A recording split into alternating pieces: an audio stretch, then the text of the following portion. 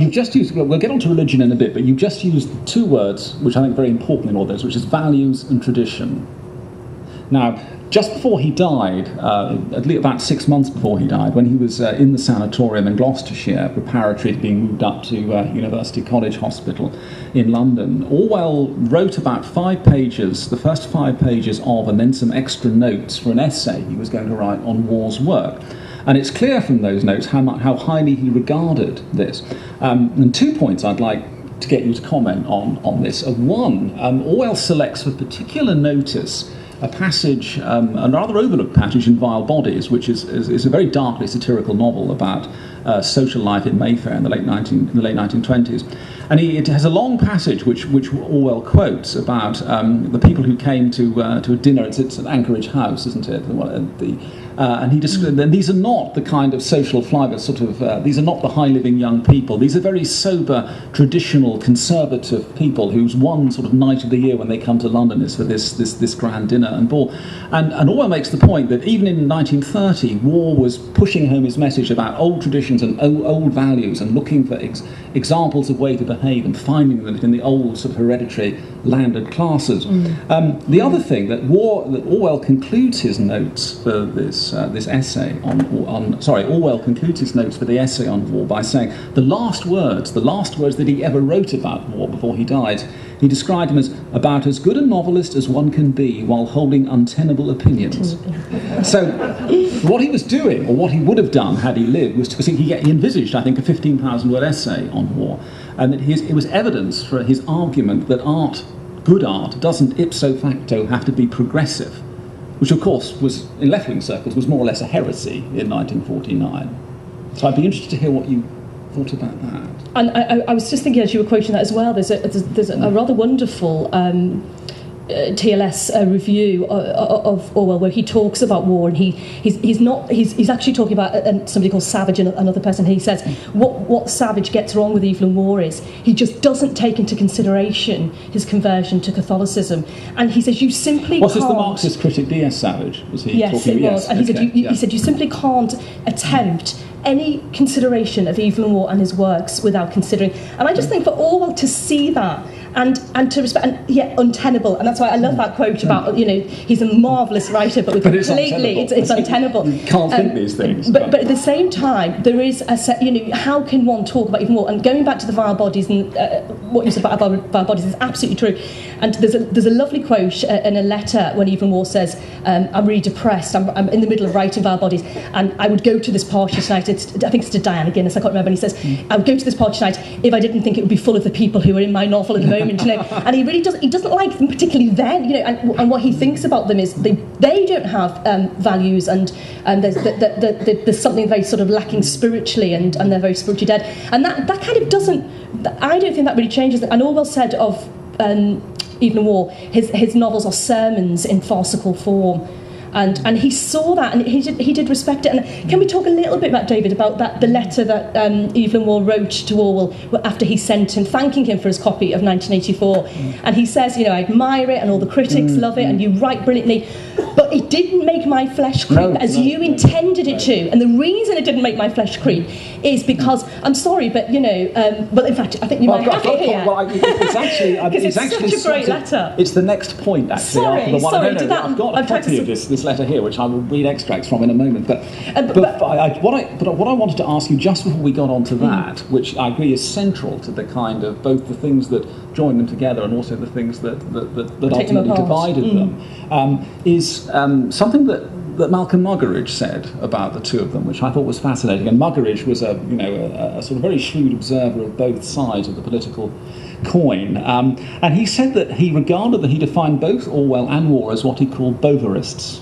Bovarism, as in Emma Bovary from Flaubert's novel. In other words, people who have completely sort of project immensely false myths about themselves and conceive of themselves to be things that they utterly aren't. And so Waugh, the middle-class publisher's son from Golders Green, who when he was a young man would actually walk 300 yards down the road so that his letters would have an NW3 stamp on them rather than an NW11 one.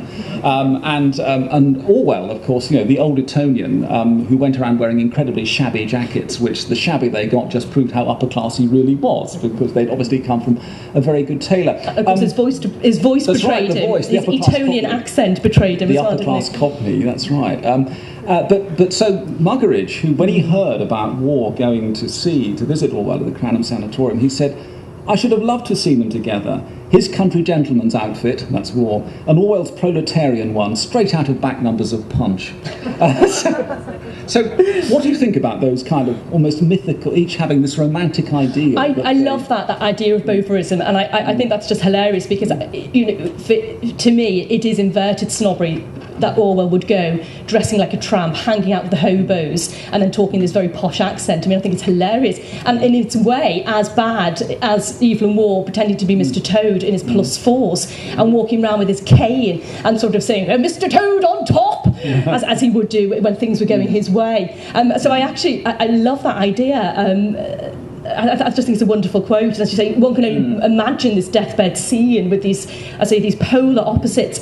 But I keep coming back to this idea of the respect that the two men had for one another's writing, even though they were just so different. And I think, and again, it might be something we might have time to talk about, but what they both were very anxious about the English language and how they felt that it was being jeopardised. So there were all sorts of interesting overlapping themes, but we may not have time to well, fully go into that. But can we look at the letters? Let's get on to nine. It's okay. So we've moved forward in time just to fill you in on the kind of mutual expressions of admiration that have been vouchsafed. Orwell, we know, sent Waugh a copy of Animal Farm in 1945 because Waugh writes to thank him for it and admired it very much. And I think Waugh said that he'd been advised by his Trotskyist communist cousin, Claude Cockburn, never to read Trotskyist books, but he read this one and he really liked it, and so he thanked Orwell. He reviewed Orwell's critical essays in 1947, I think, and liked them very much and said so. Orwell himself reviewed Scott King's Modern Europe, which is quite a short story, but was published in single-volume form in 1949. And then and this letter we think is from, it's 17th of July 1949, and Paula has just sort of skated around the opening, the beginning of the second paragraph, which is to thank, Waugh has read 1984, and he said, "But the book failed to make my flesh creep, as presumably you intended.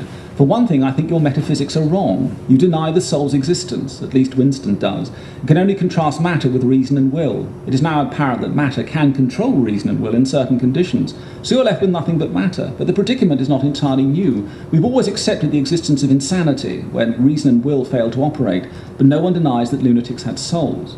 He then goes on, "Winston's rebellion was false. His brotherhood, whether real or imaginary, was simply another gang like the party.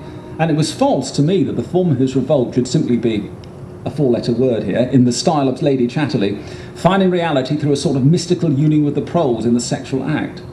I think it possible that in 1984 we shall be living in conditions rather like those that you show. But what makes your version spurious to me is the disappearance of the church. I wrote of you once that you seemed unaware of its existence now, when it is everywhere manifest. Disregard all the supernatural implications if you like, but you must admit its unique character as a social and historical institution. I believe it is inextinguishable, although of course it can be extinguished in a certain place for a certain time. Even that is rarer than you might think. The descendants of Xavier's converts in Japan kept their faith going for 300 years and were found saying Ave Marias and Pater Nosters when the country was opened in the last century." And then he goes on, and then interestingly at the end, when he asks if he can come and see him, he mentions mutual Etonian friends. He mentions a local landowner who he thinks will have known Orwell and asks if he can come. And he calls him an Etonian socialist farmer, doesn't he? Yes, "I have promised neighbours of mine, Jack and Frankie Donaldson, bracket, Etonian socialist farmer, and Freddie Lonsdale's daughter," just to fill him in. The right on the social Etonian socialist. But that fundamentally, doesn't it, sketches out it does, the space between them. Absolutely, and for him that was the flaw of 1984, that you will never extinguish people's faith, that you can control their minds, but you will never distinguish their faith.